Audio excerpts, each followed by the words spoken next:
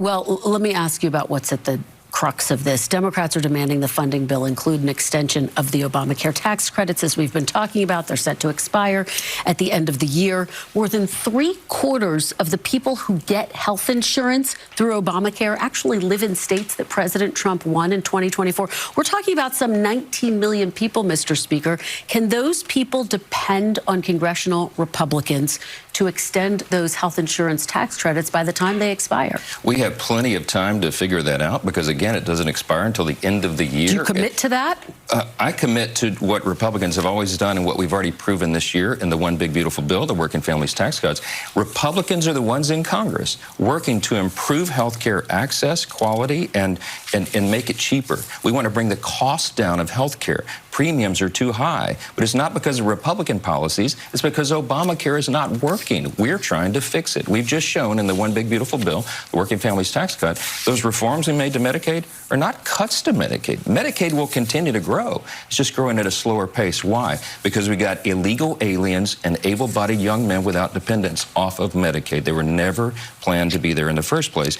And what the Democrats are demanding right now to keep the government open is we put them all back on there. We're not doing that. This month, if the ACA tax credits do not go forward, which is what the shutdown is about, which I'm sure will loom large in New Jersey, viewers on this network who are 60 years old, making $75,000 a year, will see $841 increases monthly to the health insurance premiums. There's one party, and Mikey Sherrill, fighting to make sure that does not happen, and another acquiescing to Donald Trump, who in return shuts down an infrastructure project in their backyard, further hurting New Jersey's economy. I think that entire self-owning of Trump trying to own the libs, and by extension, hurting Chitterelli, is going to play a big role in this race. We've been talking about the Affordable Care Act, enhanced premium tax credits, and sort of the politics of it all, right? But this is a very real, tangible impact that American people will feel. The Kaiser Family Foundation says that with the ACA enhanced premium tax credits, without them, premiums will go up 114% on average.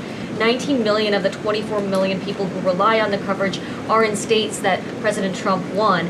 Is he concerned what will happen to those families if this tax credit expires? And aside from the shutdown, is there a plan to keep those premiums down? Look, as the Vice President just said, we are more than happy to have this conversation. The President and the Vice President and this team are more than happy to have that conversation with Republicans and Democrats on Capitol Hill. But it cannot happen right now. Right now, we need to reopen the United States federal government. Here's the deal. Republicans have three choices. One is to work with Democrats on a bipartisan CR that ensures millions of Americans don't lose health insurance or see their premiums skyrocket. Two is for Republicans to do what Donald Trump said and pass the CR themselves.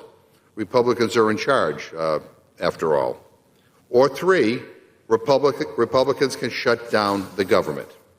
And if they choose door number two or door number three, make no mistake about what will happen.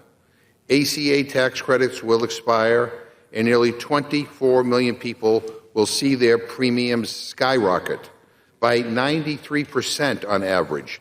93%. Now, let me paint a picture. A mom and a dad in their early 60s, both have jobs. They make $80,000 a year combined. Right now, they can afford their health care, barely. But if these ACA credits expire, their bill jumps more than $17,000 a year. That's like a house mortgage. That's $1,400 a month, every month, just for the privilege of not going bankrupt if they get sick. Or take a family of four making $64,000. Their premiums rise by $2,600 a year. That's groceries. That's car payments. Now, it might not sound like a lot of money to my friends on the other side. Maybe the billionaires don't think $2,600 a year is a lot, but my constituents do, Mr. Speaker. And my guess is that millions of Americans will think that is a high cost to pay. Mr. Speaker, if these tax credits disappear, it is a 5-alarm fire. And Republicans are acting like they don't even smell the smoke. Having those premiums jump by double, having your getting a notice in November that you're going to pay twice as much, does two things really fast. First of all, it terrifies everyone who are already paying too much for groceries and rent, and they're worried about their jobs in the future. But it also makes sure that the younger and healthier folks drop out immediately. They say, well, we can't afford this. We'll buy shoes for the kids or lunch money. And leaving in the insurance market folks who are desperate, are cancer survivors, or heart attack survivors, everybody's rates will go up. Everybody's rates will suffer, and you will have an older and sicker population in the insurance pool. That's not good for anybody. It's more medical bankruptcies, more times at the emergency room because people don't have the insurance coverage to go see a doctor in the first place, don't get preventive care. We know this playbook. This was in place before 2014. It's very familiar. We had some of the highest uninsured rates in the Western world. They're now at the lowest level they've ever been in the history of the United States. More people have health coverage, and that's a very good thing. So if you look at what happens if they expire, it becomes a very different ballgame. 4 million people become uninsured almost immediately based on some estimates out there. Dramatic rate hikes would follow as well. How high would those rate hikes be? Well, if you were making $18,000 a year, not much, your current premium for this is $0. That's great, but then $378 is your new premium. $378 is the change. If you're making $35,000 a year, your current premium, $1,033. Your new premium, if it expires, look at that, more than double, so up. 15, almost 1,600. And if you're 55,000, 4,000 jumps up to 5,478, another giant jump there. And look at this on what they call higher earners. Imagine an older couple out there who's making $85,000 a year. That's not that's not billionaires or anything like that, but that's a higher earner in this case. Here's their current premium, $7,225 per year. That's 8.5% of their income. That's sort of the top end under the current rules. Under the change, if it expires, that will jump to $25,000 per year. That's almost a 30% increase. That's almost 30% of their income, not an income, 30% of their income for the year.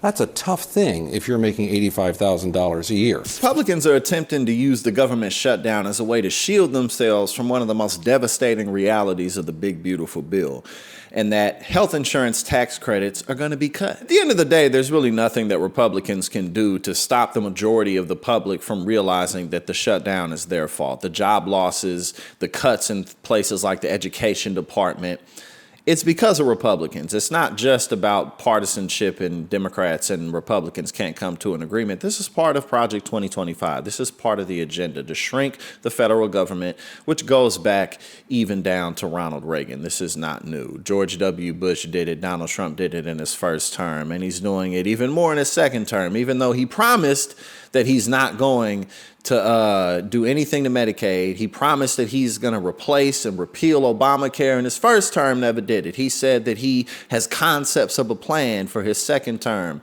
And of course he has none. They're just trying to cut everything, make things more expensive so that pharmaceutical companies and private health insurance agencies can make more money.